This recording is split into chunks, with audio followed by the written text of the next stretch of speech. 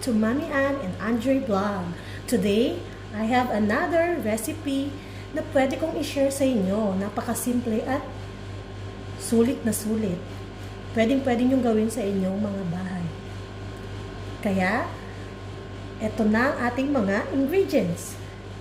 Meron tayo ditong kalabasa, okra, sitaw, talong, ampalaya, shrimp, bawang at sibuyas, at ang ating bagoong alamang. So, alam nyo na kung ano ang ating lulutuin. Luluto tayo ng pinakbet. Ito ang madaling lutuin, tipid, tsaka sulit pa sa inyong budget. So, let's begin guys! Tara na! Luto na tayo! Lagyan tayo ng mantika. Magigisa na tayo. Ayan. Yung tamang mantika lang ha, huwag masyadong magaan. Tapos, isa na natin ang ating kawali.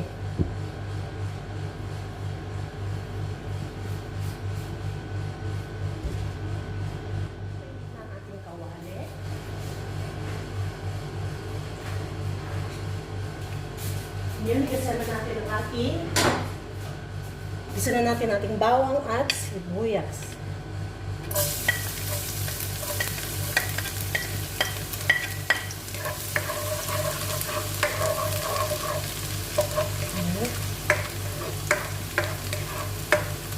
Tapos ang ating sibuyas.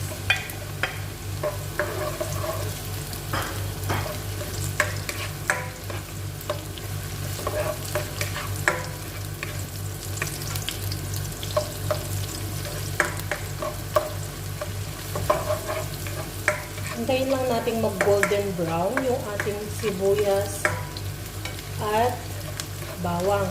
Tapos lagyan natin siya ng kamatis. Hindi ko pala nalagay kanina yung kamatis sa ating mga ingredients. Lalagyan po natin ito ng kamatis. Okay? Lagyan natin ang ating kamatis.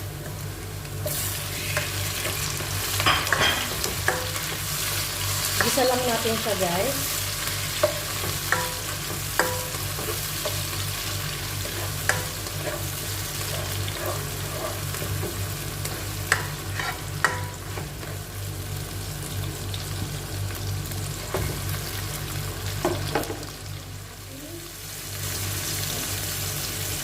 Shrimp. Haluin lang natin.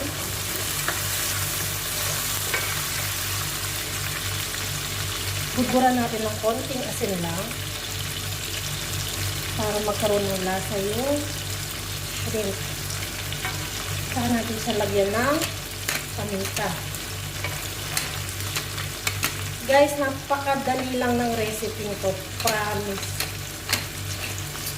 Hindi siya ganun ka-hassle.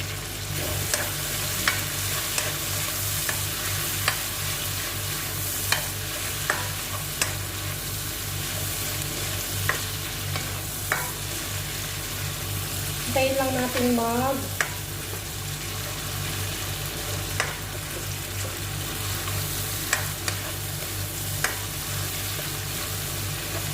yan. Saka natin ilagay yung ating bagoong.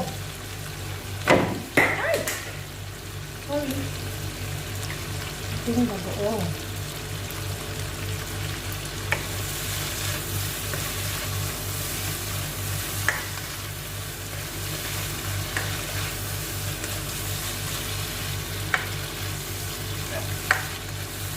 Tapos guys, pag sunod-sunurin na natin yung ating mga gulay. Ayan. Sunod-sunurin na natin ang ating gulay. Ang una natin ilalagay is kalabasa. Ayan.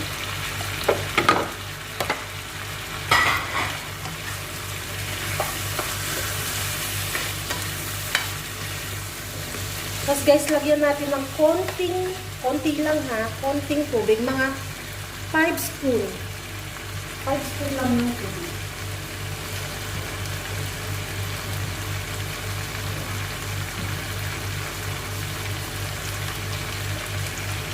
Yan. Kunti lang. Para lang lumambot yung ating kalabasa. Tapos, takpan natin siya and simmer for 3 minutes.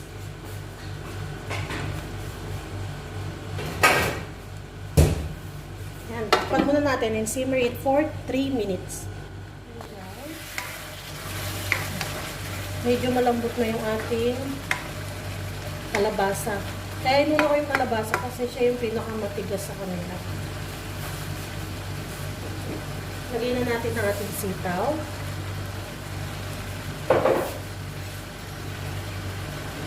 Guys, pag sunod-sunurin na natin yung ibang gulay. Ayan.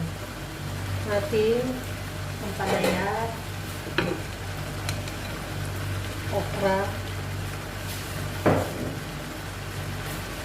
saka talong.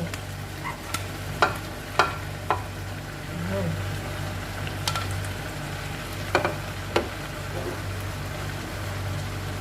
Tapos, ano lang siya ng paminta. Kasi tatakpan natin ito para mamaya medyo lumambot na siya. Tsaka half-cook lang yung mga gulay ko guys. Ha? Hindi ako nag-overcook ng gulay.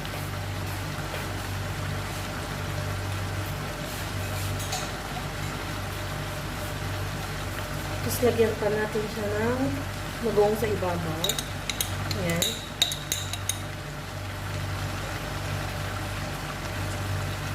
Ayan. Then, takpan natin para mag-absorb yung ating bagoong. Mamaya silipin natin ulit guys. Ayan guys, silipin na natin. Ayan na siya. Haluin lang natin yan.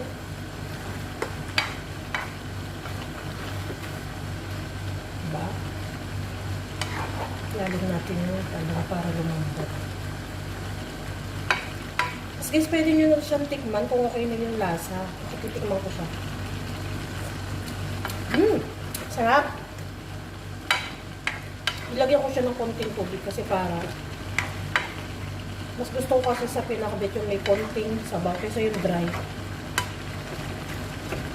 Ayan, no? Takpan pa natin siya for 2 minutes. Tapos, pwede na yan guys kasi gusto ko sa gulay half cook lang. Ayan, takpan natin 2 minutes.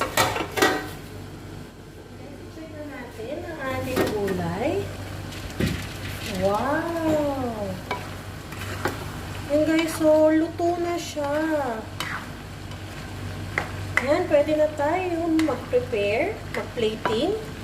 Luto na siya guys, kasi gusto ko sa gulay half cook lang. Ayoko nang masyadong lata. Okay, patayin na natin ang apoy. Ayan. Tapos, pwede na tayong kumain. Mag-plating tayo guys. Ayan, papakita ko sa inyo. Alright? Ayan guys, ayan na ang ating pinakbet. O diba? Looks yummy. Yun ang ating pinakbet. Diba? Napakadaling gawin. Napakadaling lutuin. Yun na ang ating pinakbet guys. Diba? Half cook lang yung ginawa ko. Kasi ayoko nang malata sa gulay. Ayan. Pwede na tayo kumain ng lunch. Kasi lunch pa lang dito. Kaya guys, you can follow my recipe. Easy recipe lang siya. At walang kahasel-hasel. Yan. Yan siya. I-zoom ko guys ha, para makita nyo. Yan.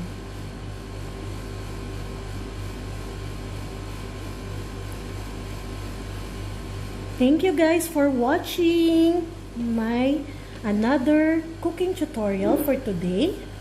Please don't forget to subscribe, likes, comment, and click the notification bell para maging updated kayo sa aking mga cooking recipe. Thank you again for my Siraulo family. I love you all.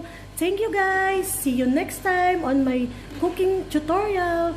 Bye. Love you mga lalabs. Mwah. God bless.